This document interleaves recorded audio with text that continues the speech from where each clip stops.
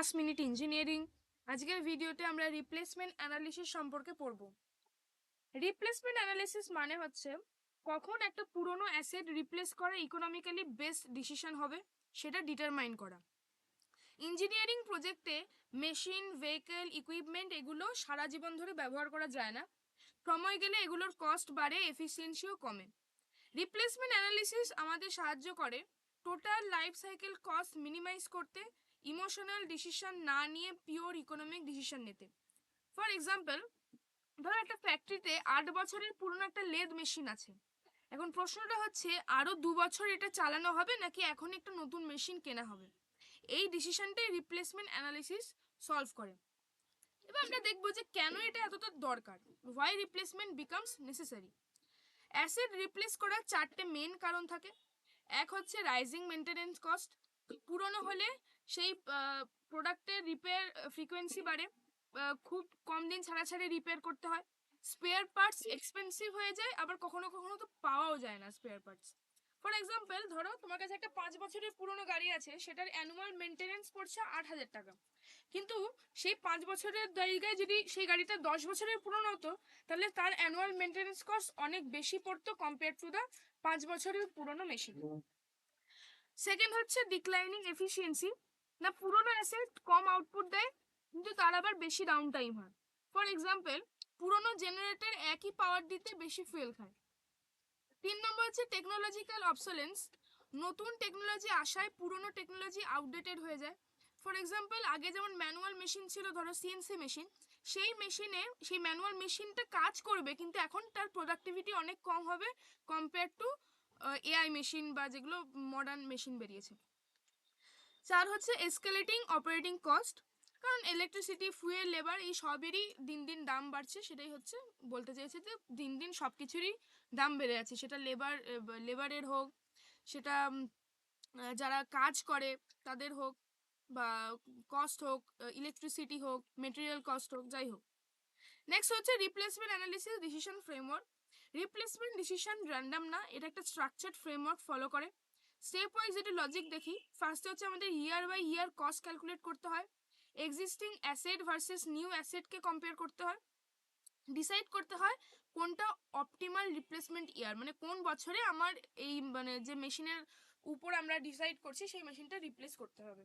For example, ধরো 6 বছরে গিয়ে একটা মেশিন রিপ্লেস করলে তার কস্ট কম হচ্ছে, আর 8 বছরে গিয়ে সেই মেশিনটাই রিপ্লেস করলে কস্ট বেশি পড়ছে। তাহলে ফ্রেমওয়ার্ক দিয়ে এক্সাক্ট ইয়ার কিন্তু বের করা possible. Next topic is understanding minimum cost life. Minimum cost life মানে হচ্ছে অ্যাসেটের সেই এজ যেখানে অ্যাভারেজ অ্যানুয়াল কস্ট সবচেয়ে কম। এর আগে ইনিশিয়াল কস্ট স্প্রেড হচ্ছে, আর এরপরে maintenance plus operating cost explode করছে। ফর এক্সাম্পল, একটা মেশিনের অ্যাভারেজ কস্ট ধরো তিন নম্বর বছরে 40,000 টাকা, 5 নম্বর বছরে 32,000 টাকা, আর 7 নম্বর বছরে 38,000 টাকা হচ্ছে। তাহলে মিনিমাম কস্ট লাইফ হচ্ছে 5 বছর, কারণ সেখানেই দাম সব থেকে কম হচ্ছে, কস্ট সব থেকে কম হচ্ছে। Marginal cost concept. Marginal cost মানে আর 1 বছর অ্যাসেট চালালে অতিরিক্ত যে কস্ট হবে, এটা তোমাদের আগেও পড়িয়েছি। এর মধ্যে কি কি ইনক্লুড থাকে না, মেনটেনেন্স, রিপেয়ার, অপারেটিং কস্ট, এই জিনিসগুলো। ফর এক্সাম্পল, ধরো 5 বছর থেকে আমি 6 বছরে একটা মেশিনকে আমি এক্সটেন্ড করতে চাইছি বা কোনো একটা প্রোডাক্টকে এক্সটেন্ড করতে চাইছি, তাহলে তার মেনটেনেন্স পড়বে 15,000 টাকা মেনটেনেন্স কস্ট, আর অপারেটিং কস্ট পড়বে 10,000 টাকা। তাহলে আমার মার্জিনাল কস্ট 6 বছরে গিয়ে হচ্ছে এক্সট্রা 25,000 টাকা। এবার আসি মার্জিনাল কস্ট ভার্সেস অ্যাভারেজ কস্টে। রিপ্লেসমেন্ট ডিসিশনের হার্ড এই কম্পারিজন। আর্লি ইয়ার্সে কি হয় না, মার্জিনাল কস্ট অ্যাভারেজ কস্টের থেকে কম হয়। অপটিমাল পয়েন্টে গিয়ে মার্জিনাল কস্ট আর অ্যাভারেজ কস্ট সেম হয়ে যায়। আর লেটার ইয়ার্সে গিয়ে মানে পরের বছরগুলোতে গিয়ে মার্জিনাল কস্ট অ্যাভারেজ কস্টের থেকে বেশি হয়ে যায়।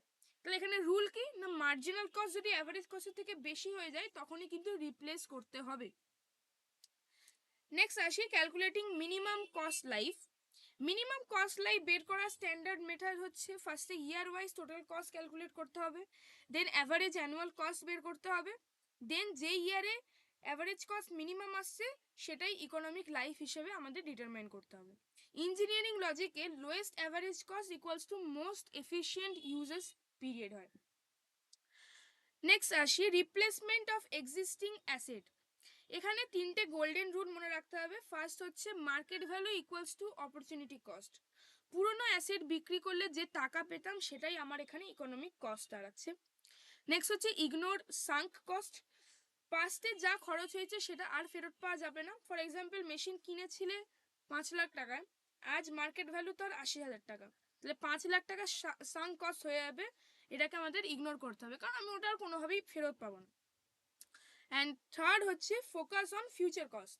ডিসিশন বেসড হবে, এখানে ফিউচার মেনটেনেন্স দেখতে হবে, ফিউচার অপারেটিং কস্ট, এই সব মিলিয়ে আমাদের ফিউচার কস্টের উপর ফোকাস করতে হবে। যে যেটা হয়ে গেছে পাস্টে, আমাদের ফিউচারটা নিয়ে ভাবতে হবে যে ফিউচারে আবার কত খরচা হতে পারে, কত কস্ট পড়তে পারে। নেক্সট চলে আসছে একটা নিউমেরিক্যাল অ্যানালিসিস মেথোডোলজিতে। নিউমেরিক্যাল সলভ করার বেসিক স্ট্রাকচার কি? স্টেপ 1 হচ্ছে year wise maintenance cost list করতে হবে। স্টেপ 2তে অপারেটিং কস্ট অ্যাড করতে হবে। স্টেপ 3তে ইকুইভ্যালেন্ট অ্যানুয়াল কস্ট মানে ইএসি বের করতে হবে। ইএসি কম্পেয়ার করেই কিন্তু মেনলি ডিসিশন নেওয়া হয়। Replacement decision rule. Final decision rule খুব ক্লিয়ার না, যেটা বললাম, মার্জিনাল কস্ট যদি অ্যাভারেজ কস্টের থেকে বেশি হয় তাহলে রিপ্লেস অ্যাসেট মানে অ্যাসেটকে রিপ্লেস করতে হবে। আর যদি সেটার উল্টো হয়, যে মার্জিনাল কস্ট যদি অ্যাভারেজ কস্টের থেকে কম হয় বা ইকুয়াল হয়, তাহলে সেই অ্যাসেটটাকে আমরা কন্টিনিউ করতে পারি, মানে আমি সেই অ্যাসেটটাকে আরও ব্যবহার করতে পারি যতক্ষণ না মার্জিনাল কস্ট বেশি হয়ে যাচ্ছে অ্যাভারেজ কস্টের থেকে।